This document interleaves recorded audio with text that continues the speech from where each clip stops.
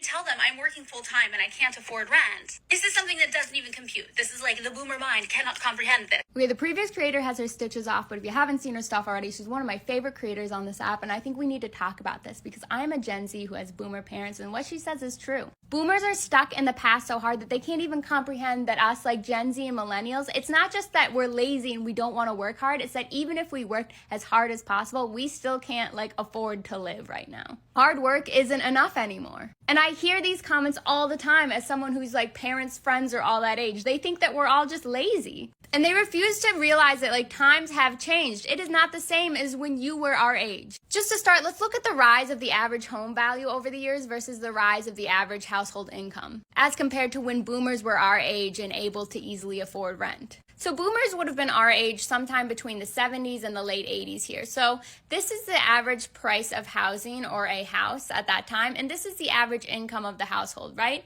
Here it is now. Do you see the difference? Do you see how, yes, it was hard back then. It's just not even comparable. The second chart, I did steal from Madeline. Here's the average tuition for college, right? And the average full-time 40 hours a week job, which you can't even do in college. So I don't know why this is relevant, but here's when boomers existed.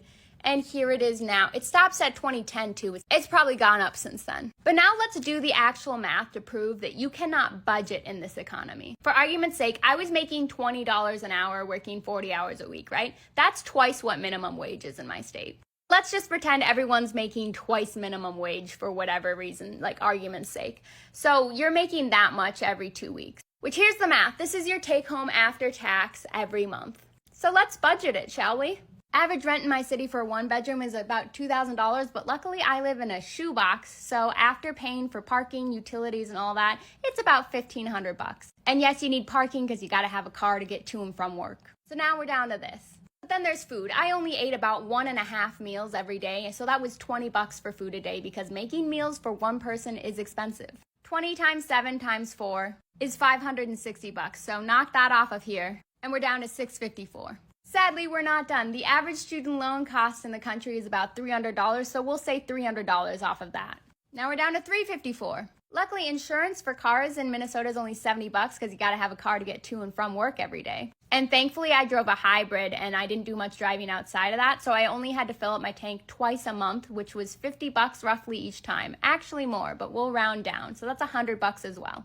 And now we're down to $184, but wait, I have medication that literally keeps me alive that I have to pay for every month. And now that I'm looking at the budget, I'm thinking that might be what we should cut out at this point. But for now, we'll pretend we want to keep going and knock another $50 off this. This is what we're at, but don't forget, we still need basic things like toilet paper, soap, tampons, things like that. So we'll just pretend that's only $50 a month. Woo, and now at this point, we're just praying we never need to go to the dentist or the doctor or replace any clothing or anything bad happens at all, like a flat tire.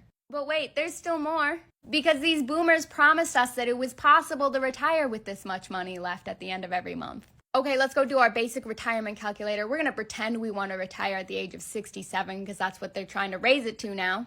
And I'm gonna just pray that I pass at 88, even though every woman in my family has lived well into her 90s. Given that I can't budget in a doctor, this would probably be a good bet.